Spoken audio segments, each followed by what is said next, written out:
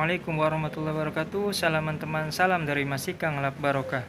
Hari ini malam Jumat tanggal 9 September 2023, Masika berada di Makom Ki Gede Mayung yang berada di Astana Gunung Sembung, Kompleks Sunan Gunung Jati. Ikuti perjalanan Masika dalam menelusuri dan membuka wawasan sejarah.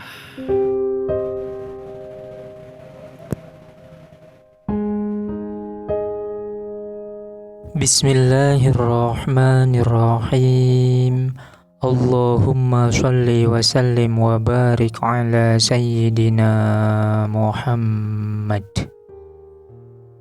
Jika berbicara tentang Ki Gede Mayung, maka akan berkaitan erat dengan nama sebuah desa yang berada di Kabupaten Cirebon. Diceritakan, pada suatu malam yang sunyi, Baginda Raja Pajajaran, Prabu Siliwangi termenung. Sang raja merasa hatinya gundah gulana mengartikan mimpi semalam. Apalagi dengan melihat cakrawala malam hari di ufuk timur laut, terlihat cahaya yang memancar terang, dengan adanya tanda-tanda akan adanya kehancuran kebesaran Pajajaran. Keesokan harinya, semua widyabala seperti para bini sepuh, para hulu balang, empak marabayaksa, kadia kuntul anebah leleran, semuanya amari keluh menunggu perintah apa gerangan dikumpulkan di Paseban Agung. Di antara para bini sepuh seperti Ki Arga Tala, Kebo Kemale, Dipati Siput, Ki Tali Barat, para pemuka agama dan senopati andalan. Di antaranya agul-agul negara tersebut tampak juga Ki Ketandan, Ki Singajaya, Ki Mangurun, serta Ki Bahu Sasra atau Ki Mayuyun. Bersiap menunggu petitah Sang Prabu Siliwangi dengan kedikdayaan masing-masing, seperti Ki Ketandan yang mempunyai payung keropak sebagai senjata pusaka ampuh apa yang dikendaki akan terjadi. Ki Singajaya yang mampu berubah-ubah wujud, di antaranya bisa menyerupai macan, singa sebesar kerbau, serta kucing candramawa. Ki Mangurun mempunyai kesaktian pembungkan musuh. Wong sewu pada turu, wong selaksa pada pating gelasa, wong saketi pada mati. Ki Bahu Sasra dengan senjata pusaka Oyod Mingmang.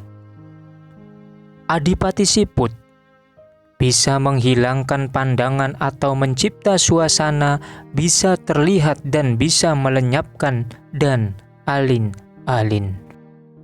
Sang Prabu Siliwangi setelah mendengar adanya telik sandi bahwa di kawasan Gunung Jati adanya penyebaran agama baru, yaitu agama Islam, yang sekarang sudah banyak pengikutnya. Oleh karena itu, Sang Prabu Siliwangi pun memerintahkan andalannya, antara lain Ki Ketandan, Ki Singajaya, Ki Mangurun, dan Ki Bahu Sasra, untuk menghalangi sekaligus memusnahkan agama Islam dengan membawa prajurit sabrgada. Sesampainya pasukan Pajajaran di Padepokan Amparan Jati, para wali terutama Sunan Gunung Jati yang sedang tekun mendengarkan wejangan sang guru Syekh Dzatul Kahfi. Pasukan Pajajaran sontak terdiam dan terpaku mendengar lantunan ayat suci Al-Quran. Setelah mendapat restu dari sang guru, Sunan Gunung Jati melihat suasana demikian, beliau memeriksanya dengan wejangan-wejangan yang arif bijaksana, penuh wibawa dan karismatik. Di antara wejangan-wejangan yang diungkapkan antara lain, ingsun titip tajuk lan fakir miskin, lakone ilmu kanthi laku.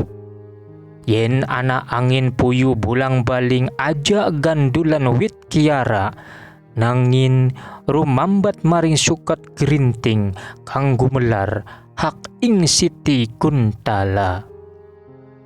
Setelah mendengar adzan subuh, pasukan Pajajaran tak berdaya dan ambruk di hadapan Sunan Gunung Jati. Ki Ketandan serta Ki Singajaya menyatakan bakti kepada Sunan Gunung Jati dan bersujud mohon diri masuk Islam. Ki Singajaya siap menjadi pengawal garis depan Sunan Gunung Jati bila ada aral melintang. Melihat peristiwa tersebut, prajurit Pajajaran lainnya bersiap menyerang Ki Ketandan dan Ki Singajaya yang dianggap berkhianat, tetapi apa daya. Dengan daya Linuwih, Syekh Datul Kahfi, Mbah Kuwu Cerbon, dan Sunan Gunung Jati, akhirnya prajurit Pajajaran ambruk tak dapat berbuat banyak, bagai kapuk tersiram air hujan. Tanpa daya senjata pun tak berfungsi, yang akhirnya perang kandang tinggal karang. Sebagian prajurit melarikan diri melaporkan kejadian yang dialaminya ke Pajajaran, dan sebagian lainnya menganut setia Sunan Gunung Jati dengan belajar agama Islam dan menjadi mubaligh atau penceramah sampai ke pelosok pedukuhan. Pada masanya, Ki Ketandan menyerahkan pusaka andalannya yang ampuh, yakni payung keropak Purbawisesa, kepada Sunan Gunung Jati sekaligus pemayung. Karena semua Ki Ageng tak ada yang mampu membuka payung keropak Purbawisesa untuk memayungi Sunan Gunung Jati, kecuali Ki Ketandan sendiri. Oleh sebab itu, Ki Ketandan dianugerahi tanah cakrahan Karangdawa yang akhirnya menjadi nama desa Mayung.